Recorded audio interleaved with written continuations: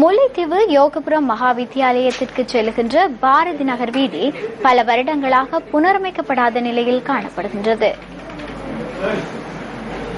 முல்லைத்தீவு மாவட்டம் துணுக்காய் பிரதேச செயலாளர் பிரிவுக்குட்பட்ட யோகபுரம் பாரதி நகர் வீதி சுமார் 5 கிலோமீட்டர் தூரத்தை கொண்டது.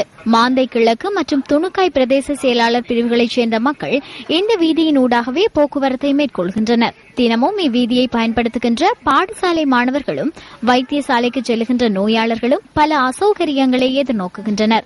இவ்வீதியால் செல்லும் மாணவர்களின் உடைகள் வாகனங்கள் செல்லும் போது புழுதியால் அழுக்கடைகின்றன. வைத்தியசாலை செல்லும் கர்ப்பிணி தாய்மார்கள் உள்ளிட்ட நோயாளர்களும் பெரிதும் பாதிக்கப்படுவதாக பிரதேச மக்கள் குறிப்பிடுகின்றனர். இவ்வீதியூடாகவே மல்லாவி மத்திய மருத்துவமனைக்கு ஆம்புலன்ஸ் மூலம் நோயாளர்கள் கொண்டு வரப்படுகின்றனர். மிகவும் படுமோசமான நிலையிலே காணப்படுகின்றது.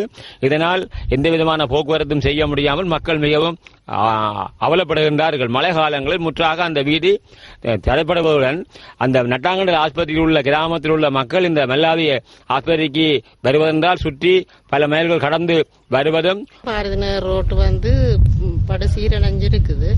அப்ப அதால எங்களுக்கு சரியான நேரத்துக்கு வேலைக்கு போக முடியாம இருக்கு. மழை நேரத்தில எல்லாம் இன்னும் லேட் ஆகுது. பிரதான வீதியானது நீண்ட காலமாகவே திருத்தப்படாமல் உள்ளது.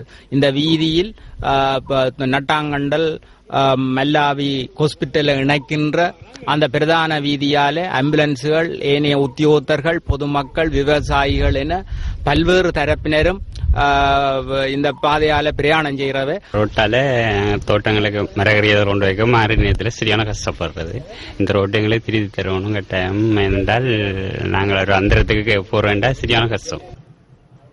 இரவில் இவ்வீதியால் முற்றாக பயணிக்க முடியாத நிலை ஏற்பட்டுள்ளதாக எமது பிராந்திய செய்தியாளர் தெரிவித்தார். மிக மோசமாக சேதமடைந்திருக்கின்ற இந்த வீதியை சம்பந்தப்பட்ட அதிகாரிகள் விரைவில் புனரமைத்து தர வேண்டும் என கோரிக்கை விடுக்கின்றனர் பிரதேச மக்கள்.